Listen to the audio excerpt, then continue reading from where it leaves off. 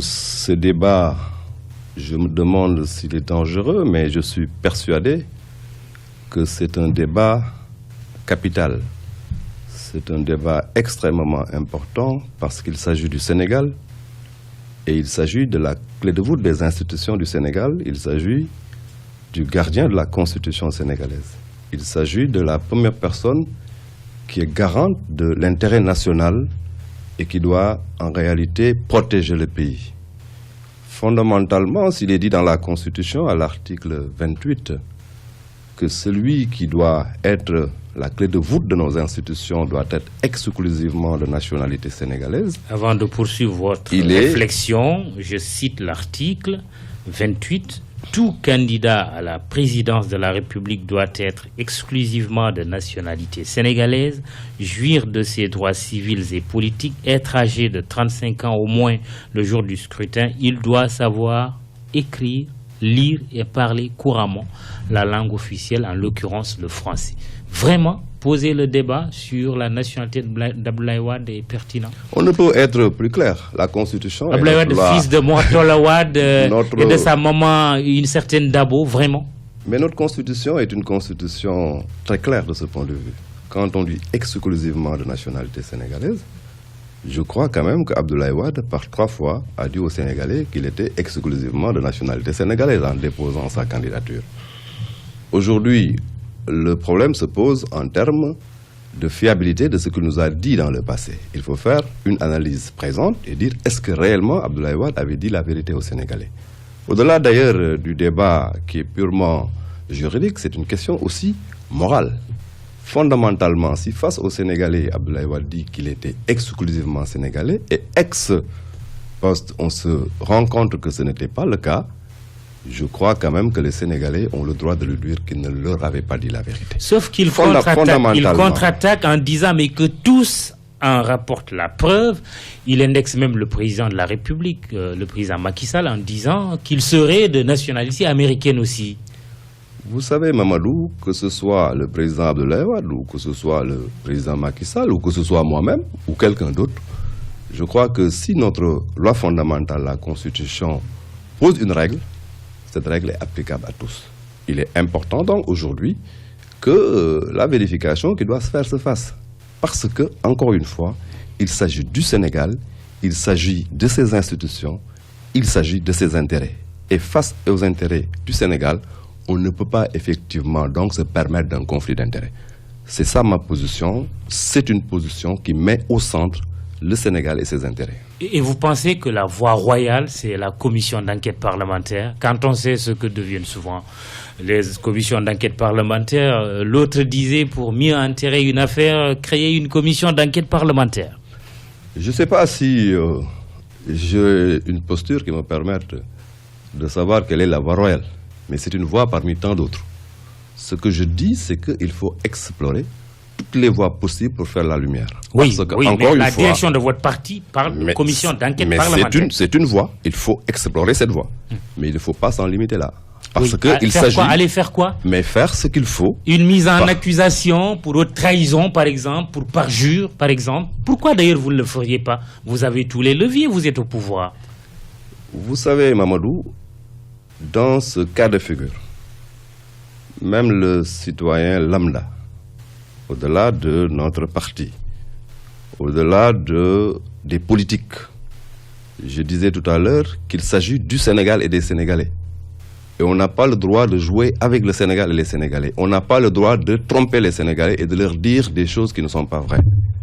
Donc, nous pouvons, nous Sénégalais, en tant que citoyens, déclencher ce qu'il faut déclencher du point de vue juridique, du point de vue politique, pour que la lumière soit faite dans cette affaire. Parce que dans le processus de gestion de cette affaire, qui doit dans tous les cas de figure aboutir, parce que les Sénégalais doivent savoir qui les dirigeait, est-ce que celui qui les dirigeait était Sénégalais ou non, ou était Sénégalais exclusivement, dans le processus, je suis persuadé que tous les outils à notre disposition seront utilisés, parce qu'encore une fois, on ne peut pas camoufler une affaire aussi importante que celle-là, parce qu'il s'agit des générations futures. Si cette affaire-là n'est pas élucidée, demain, c'est une porte ouverte, effectivement, à un chaos dans ce pays. Fondamentalement, ces méthodes ou en tout cas les propositions, dont celles que vous avez faites, peuvent entrer en jeu éventuellement si, en tout cas, la situation l'exige. Vous n'excluez pas? Mais pas du tout alors. Des poursuites judiciaires? Rien ne doit être exclu pour faire en sorte que celui qui dirige le pays dirige cela en dehors de tout conflit d'intérêts. Alors, vous parlez de chaos, mais justement, il se trouve qu'il y a certains qui disent qu'en posant ce débat en ces termes, vous, comme d'autres acteurs, il faut le reconnaître, on court le risque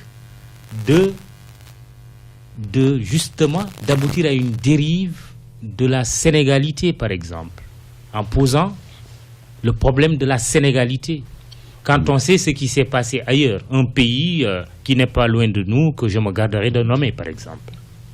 Ce qui s'est passé ailleurs, c'est que dans un autre pays aussi, que je vais quand même nommer parce que les auditeurs ont besoin effectivement d'une certaine précision dans ce que nous disons. Bon, on va nommer la Côte d'Ivoire. Je nomme la Côte d'Ivoire. Vous nommez quel pays? Je nomme l'Algérie. En Algérie, un ministre qui était de double nationalité, algérienne et américaine, s'est permis effectivement de partir avec un montant très important et aujourd'hui est dans une situation où l'Algérie ne peut pas aller le cueillir aux États-Unis. Et l'Algérie vient d'introduire une loi pour que véritablement tout Algérien qui ne soit pas exclusivement algérien ne puisse pas assurer des fonctions centrales au niveau de l'État. Ça déjà, c'est une précaution par rapport, j'allais dire, à la sécurité dans la gouvernance. Au Sénégal, il faut aller jusque-là. La question qui se pose aujourd'hui, pour le Sénégal, dans l'article 28 de la Constitution, concerne le président de la République. Je voulais juste vous dire que cette question n'est pas une question simple, c'est une question extrêmement importante. Il ne faut pas l'aborder sous un angle politicien. Il faut l'aborder sous un angle de la sécurité de l'État, sous un angle de la souveraineté nationale. On est bien mais d'accord. aussi, et fondamentalement, c'est ça. C'est pourquoi nous ne pouvons pas camoufler cela. Nous devons effectivement faire la lumière pour voir ce qui s'est passé sous l'ère d'Abdoulaye Wade et pour garantir ce qui se passera pour l'avenir parce qu'encore une fois, il s'agit de la sécurité du Sénégal et du pays. La nationalité sénégalaise exclusive à tous les échelons de notre État. Mais pourquoi pas? Pourquoi pas? Parce que fondamentalement, au niveau de la gestion du pays, il y a à mon avis des missions qui méritent d'être sécurisées.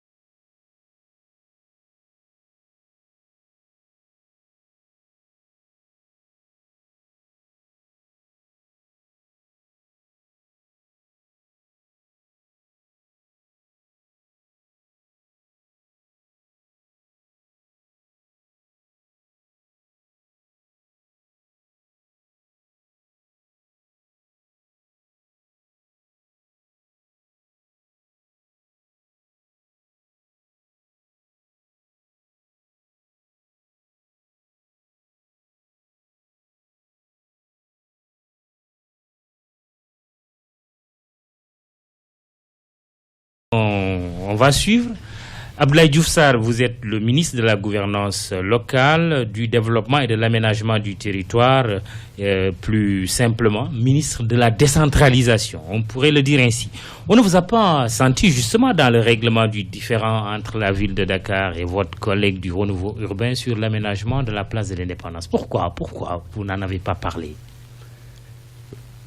On ne m'a pas senti, j'en ai pas parlé, je ne crois pas.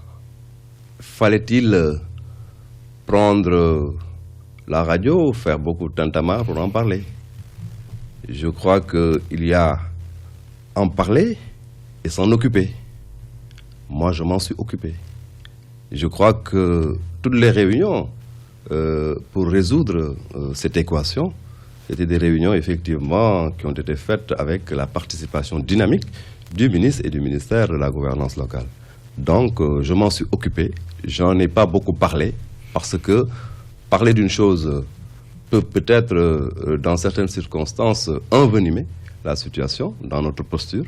J'ai préféré effectivement donc utiliser les canaux de la négociation, échanger autour du ministère de l'Intérieur et des autres acteurs, échanger autour du Premier ministre, évoquer effectivement la question dans le cadre de commissions appropriées, au lieu d'en parler de manière effectivement donc politicienne. Êtes-vous malheureux que le Premier ministre Dione ait tranché en faveur de votre adversaire, le maire de Dakar, Khalifa Sall? Adversaire au plan politique. Malheureux, non. Je peux vous dire que le Premier ministre Dione est le Premier ministre du gouvernement du Sénégal. Et ce faisant, il intervient dans les limites de la République. Et tous les partis doivent être à équidistance du point où il se situe lui en tant que Premier ministre. Donc ce qu'il a fait est hautement républicain.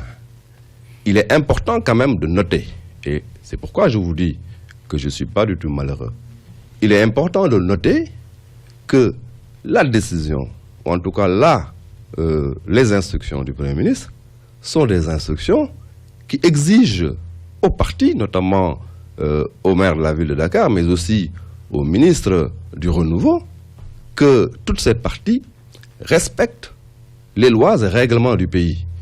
Tous les projets qui se feront à la place de l'Indépendance, dans ce cas de figure, le projet du maire de la ville de Dakar, ce projet-là se fera de manière très stricte, dans les limites de ce qu'exige cette place, de ce qu'exigent les lois et de ce qu'exigent les règlements. Donc, le Premier ministre Dione n'a pas effectivement tranché pour une partie ou contre l'autre, il a tranché pour la victoire effectivement des principes et des règles dans le pays. Il n'a pas désavoué M. Diène Farba Pas du tout alors. La place de l'Indépendance, un cadeau empoisonné pour Khalifa Sall?